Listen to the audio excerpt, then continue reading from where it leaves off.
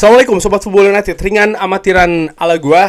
Ya, di musim 2024-2025 ini Manchester United nampaknya masih harus berproses ya. Suka tidak suka ini harus berproses, masih harus bersabar. Nampaknya jika ada keinginan Manchester United untuk mendominasi Liga Inggris, menjadi juara dan lain-lain masih belum bisa nih. Kenyataannya seperti itu, walaupun ada manajemen baru, ada orang-orang di posisi-posisi di manajemen yang lebih kompeten daripada orang-orang yang sebelumnya, posisi-posisi sebelumnya juga. Lalu ada perombakan di staf kepelatihan, ada pemain yang keluar, ada pemain yang masuk. Nampaknya masih belum bisa memberikan perubahan secara cepat dan juga secara instan.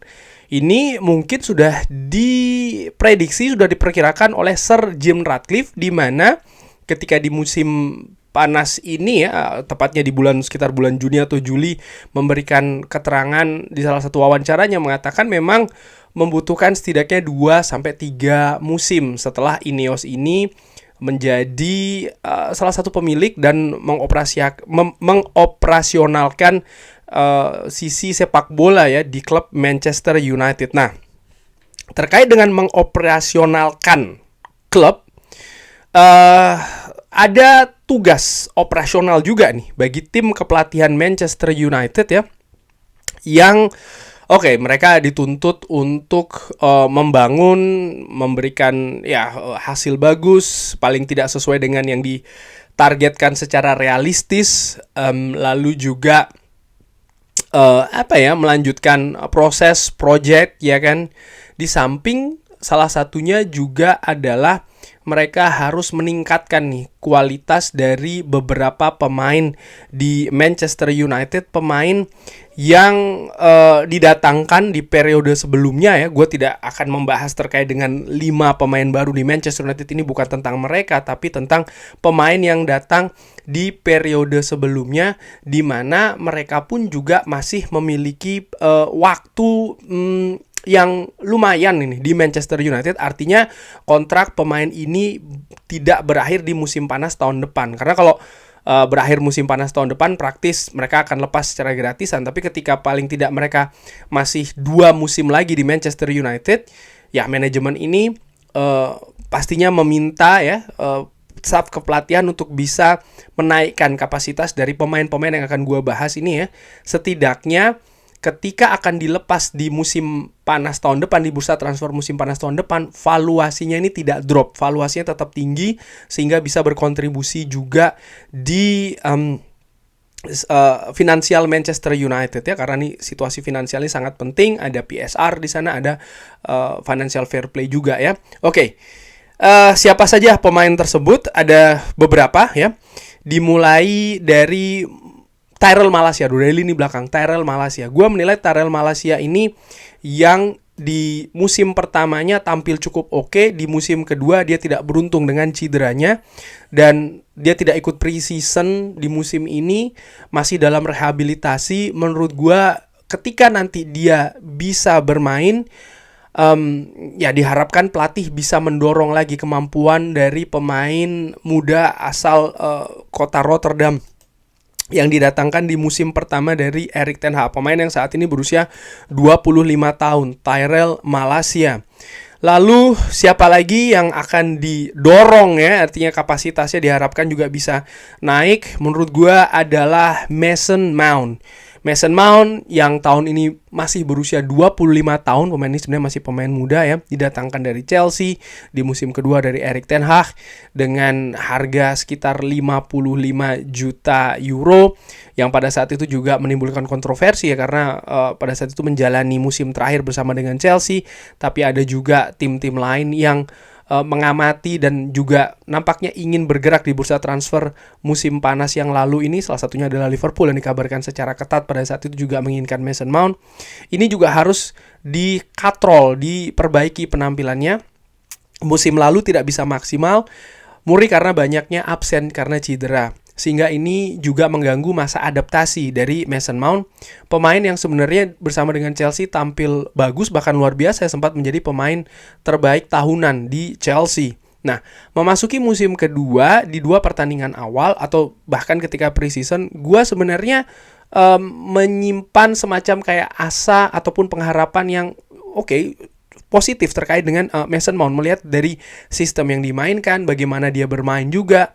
Dan di 2 pertandingan awal ya, yang gue singgung tadi sedikit, itu dia juga bermain cukup oke. Sampai harus digantikan di pergantian babak pertama ke babak kedua ketika menghadapi Brighton. Pada saat itu memang ada pencegahan karena dianggap ya ada permasalahan di situasi fisik, dan akhirnya ketika menghadapi Liverpool dia tidak bisa bermain karena cedera otot yang memaksa Mason Mount harus menepi dulu nih cukup lama ya, sekitar beberapa pekan di sana. Dan ya ini seperti kayak mudah-mudahan tidak mengulangi sih situasi musim lalu di mana dia ini ada banyak gangguan fisik.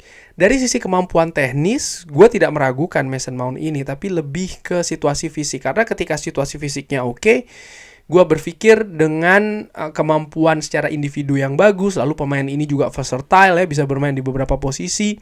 Ya, dia memiliki potensi sebenarnya, tapi ya permasalahan utama yang harus diperbaiki menurut gue oleh tim kepelatihan dan juga tim medis dari Manchester United adalah situasi fisik dari seorang Mason Mount. Lalu pemain lainnya menurut gua masih di lini tengah, yaitu adalah Casemiro, gelandang senior dari Brazil yang didatangkan dengan 70 juta euro di musim pertama dari Erik ten Hag. Ketika itu Manchester United secara getol ya dikabarkan ingin mendatangkan Frenkie de Jong, tapi beralih ke Casemiro, di mana bukan hanya pemain yang berbeda tapi juga karakteristik dan juga gaya bermain tidak sama. Ini menimbulkan tanda tanya pada saat itu. Di musim pertama kedatangan Casemiro ini cukup memukau ya, bagaimana perannya sangat vital bagi Manchester United. Kesuksesan menjadi 3 besar di Liga Inggris, lalu juga meraih trofi Carabao. Ini ada peran yang juga cukup besar dari Casemiro di perjalanan tim musim pertama dari Erik ten Hag. Memasuki musim kedua, penampilannya drop. 2 faktor utama. Nomor 1 adalah sistem permainan yang berbeda dari musim pertama ya, di mana juga di poin nomor 2 adalah situasi fisik dari Casemiro. Bahkan Casemiro tidak ikut di final Piala FA ketika menghadapi Manchester City. Posisinya lebih digantikan oleh Sofyan Amrabat ya, karena dilihat memang lebih bisa membuat perbedaan di lini tengah dengan memberikan kontribusi yang lebih baik juga. Bahkan kalau dilihat musim kedua dari Casemiro, ada beberapa kesempatan dia tidak bermain di posisi terbaiknya, ditampilkan di posisi center back. Dia tidak tampil secara konsisten bagus, bahkan beberapa kali dia blunder. Di lini tengah pun juga tidak meyakinkan. Dan musim ini pun ya dia masih belum meyakinkan, walaupun di pre-season situasinya nampak lebih positif nih, tapi kesalahan yang dilakukan ketika menghadapi Liverpool ini menjadikan dia semacam kayak headlines ya, sebagai pemain yang berperan di kekalahan Manchester United di kandang sendiri ketika menghadapi Liverpool. Nah, Casemiro yang di kabar terakhir mengatakan dia tetap akan berada di Old Trafford musim ini. Fabrizio Romano mengatakan ada peluang dia akan cabut di bulan Januari atau di musim panas tahun depan.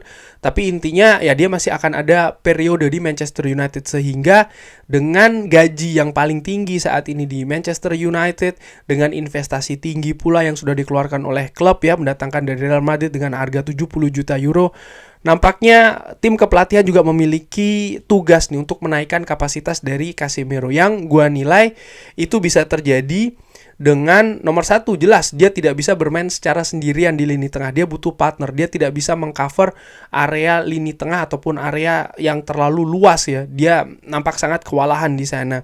Jadi butuh sistem yang bisa menunjang itu semua. Lalu nomor 2 tentu saja situasi fisik dari Casemiro. Diharapkan dia tidak banyak cedera, tidak banyak gangguan seperti musim lalu, sehingga dia bisa ya diharapkan tampil dengan kapasitas tertinggi. Ini tidak mudah, ini butuh kerja keras dari sang pemain dan juga dari tim kepelatihan Manchester United ya. Lalu beralih ke lini depan, ada 2 pemain menurut gua yang butuh di booster ini ya. Nomor 1 adalah Marcus Rashford. Ya, Marcus Rashford di musim pertama fantastis, 30 gol di semua ajang kompetisi bersama dengan Manchester United, tapi di musim kedua dia jeblok. Lalu menerima banyak kritik, banyak komentar juga. Dan di musim ini, periode tersebut setidaknya jika dilihat dari 3 pertandingan awal dan dibandingkan kontribusi yang dilakukan dengan musim pertama, ya Marcus Rashford belum kembali. Ada beberapa yang mengatakan Marcus Rashford sudah habis, Marcus Rashford sulit untuk bisa mengulangi uh, apa yang diraih 2 musim lalu ya. Tapi fakta bahwa Marcus Rashford ini juga menerima gaji yang tinggi. Ada investasi yang tinggi juga dari dari klub kepada Marcus Rashford, sehingga tuntutan untuk bisa mengembalikan performa dari pemain ini pastinya juga menghinggap ke tim kepelatihan Manchester United, sehingga langkah-langkah ataupun juga tindakan-tindakan akan mengarah ke sana juga nih, mengembalikan Marcus Rashford ke situasi yang lebih baik jika dibandingkan dengan musim lalu. Tujuannya apa? 2 hal. Nomor 1, berharap kontribusi yang positif tentu saja dari sang pemain. Lalu nomor 2, ya ketika harus dilepas misalnya di musim panas tahun depan, valuasinya tidak drop. Ini situasi yang menurut gue sangat mungkin ya. Dan beberapa kali gue katakan di channel ini, musim ini 2024-2025 dengan manajemen yang baru nampaknya ini bisa jadi musim penentuan bagi Marcus Rashford. Akankah dia berkelanjutan berada di Manchester United atau dia akan cabut ke klub lainnya? Di situasi musim ini menurut gue bisa jadi akan menjadi penentuan ya bagi Marcus Rashford. Beberapa kali gue katakan bahwa kemampuan secara individu dia tidak masalah. Ini sudah ditunjukkan semenjak dia diberikan kesempatan pertama kali oleh Louis van Gaal ya. Tapi bagaimana karakter, mental ini yang harus diperbaiki dari Marcus Rashford menurut gue, kepercayaan dirinya, lalu juga ketenangan serta enjoy ketika di atas lapangan. Ini terlihat betul di musim pertama. Dia tersenyum, dia sangat menikmati bermain di atas lapangan dan 30 gol. Musim lalu nampak ada beban yang berat sekali, ada sesuatu yang berbeda, dan ini membawa atau memiliki pengaruh di atas lapangan bagi seorang Marcus Rashford.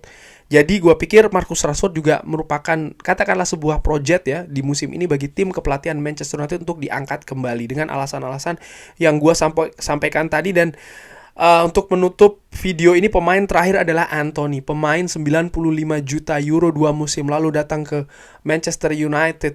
Sekali lagi, angka itu bukan karena manajer, tapi karena memang kinerja dari manajemen yang menurut gue tidak bagus ya, sehingga angkanya bisa membengkak seperti itu. Gaji juga menurut gue terlalu tinggi, 200 ribu pound per pekan. Tapi itu sudah terjadi. Ada investasi besar dari klub untuk pemain asal Brazil ini. Di musim pertama sebenarnya Antony yang musim ini berusia 24 tahun atau masih berusia 24 tahun ya. Di musim pertama sebenarnya dia bagus menurut gue secara keseluruhan, secara umum.